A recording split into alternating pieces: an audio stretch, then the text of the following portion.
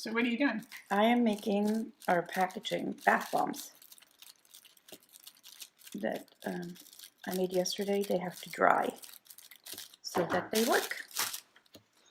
And they're going to get shrink wrapped in a little bit. And what do you use to make them? Baking soda, citric acid. I infuse them with my fandom teas so they get a nice smell. It's not overpowering. It's just a very subtle smell and flavor. Because I don't like bath bombs that are like super flavored. So, and I'm getting ready for RevelCon, so gotta have some merchandise.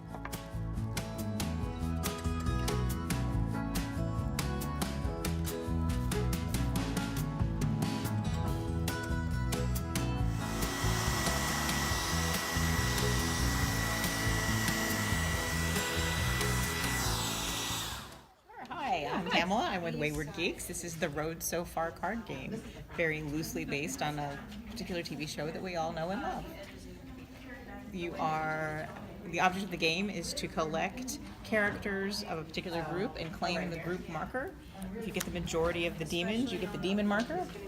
If you get these two brothers named Sam and Dean, you get the brother marker.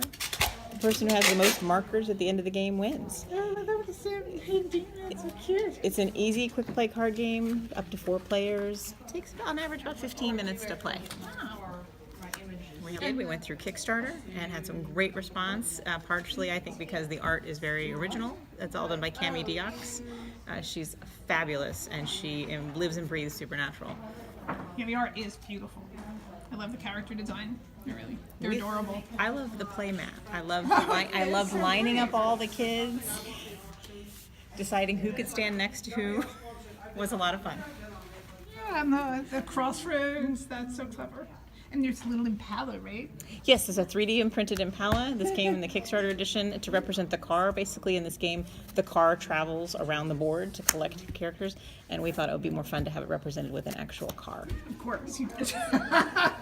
It's available online, and a couple of select retailers are also selling it. So if someone wanted to purchase it, how would they do that? They would go to either sogeek.com or waywardgeeks.com. Cool, thanks. Sure. Hi, my name's Lisa Turner, and I work with RevelCon, and I help organize the dealers and do a lot of the marketing and promotion for our convention. So my fandom history primarily kind of revolves around anime and manga, and then about 4 years ago, I had a friend that told me about RevelCon, and I was like, I don't know what that is. And she said, oh, it's right up your alley, and they have fanzines. And again, I was like, I don't know what a fanzine is. And so we came to RevelCon on like a Sunday afternoon as everyone was closing up, and I went into the dealer's room, and I saw all these books, and I saw all this fan art, and it was just like, psh. I had no clue that this history was here, and also how women dominated the fanzine industry is, and I just fell in love with it. And so then the next year I vended, and then the year after that it was along the lines of, we don't have enough people hanging on for the ConCom, so RevelCon's gonna fold up. And so the next year I was on ConCom and handling the dealer's room.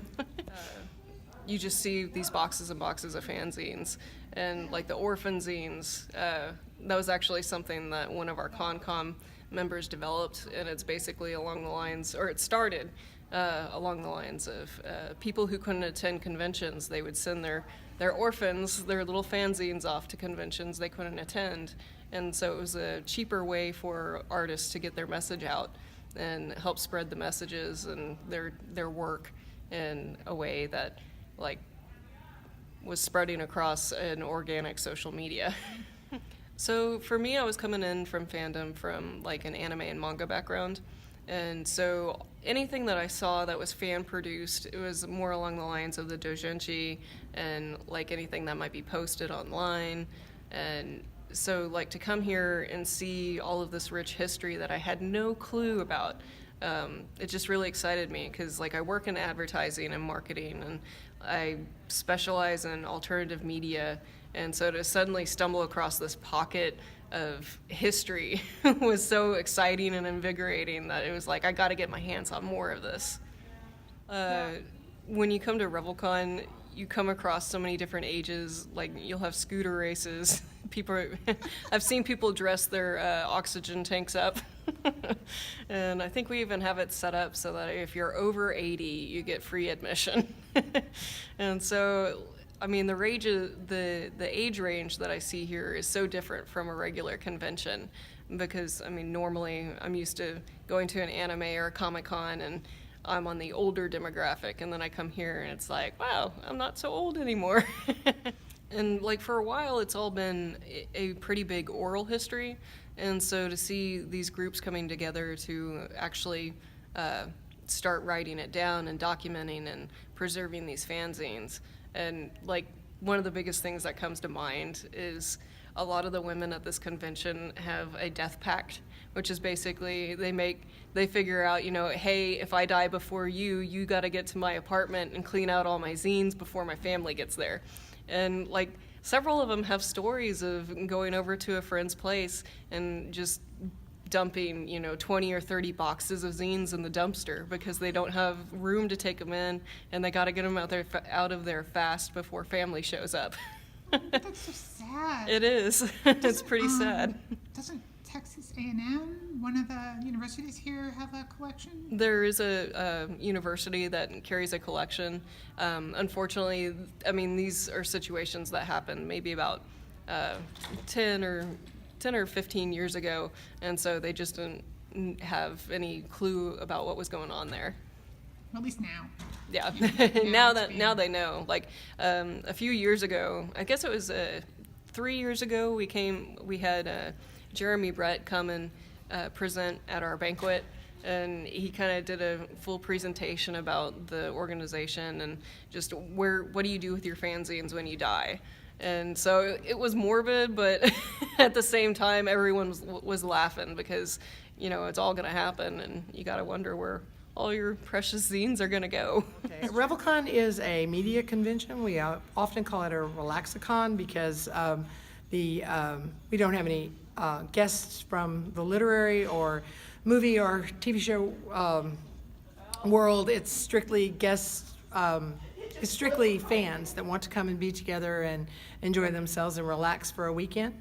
When we first began, we were very much a zine con. That's when paper zines were the thing.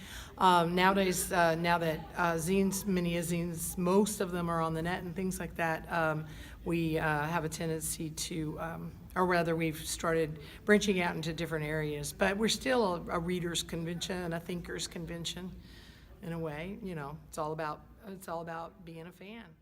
Well, really, the community of fandom has been my extended family for a long time.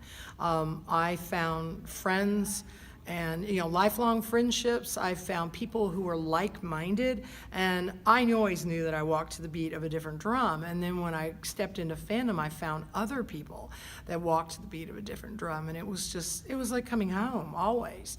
I mean, I can't ever remember a time in fandom where I felt awkward or alone or not one of the bunch. And I can tell you that I felt all those things before fandom.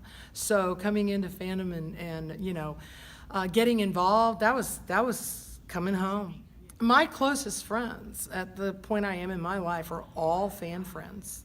We are, you know, two of my closest friends I met, one at RevelCon and the other one, well, at Starbase Houston. And, you know, they're the people I go to conventions with and go all over, you know, all kinds of trips and things we do together are strictly people who came from fandom. I think now, even more than when I was younger, because I was raising kids, now my friends are connected with fandom in some way, almost all of them.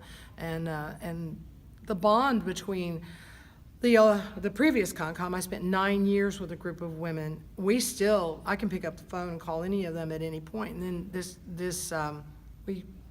this new ConCom, we've quickly become very fast friends who can, you know, talk about anything, understand each other. Even though we come from so many different fandoms, there's always some sort of connection. Even though somebody who is really into Hannibal and I'm like, oh, Hannibal, okay, you know, and like I'm really into the supernatural, my thing, you know, and yet we can fan speak with no problem. It doesn't really matter what fandom you're into.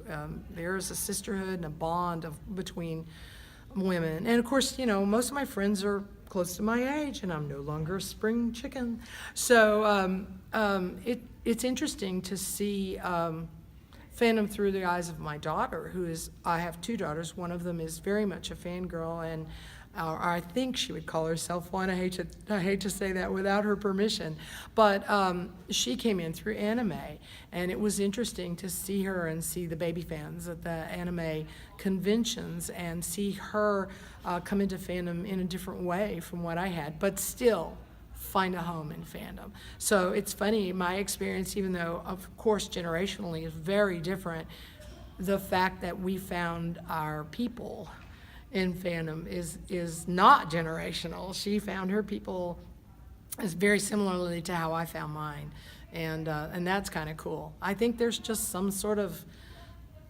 a thread that binds us all, and it's more than just the love of a show. It's the way we embrace what we love and how we want to share it with others and share it with people who are meaningful to us.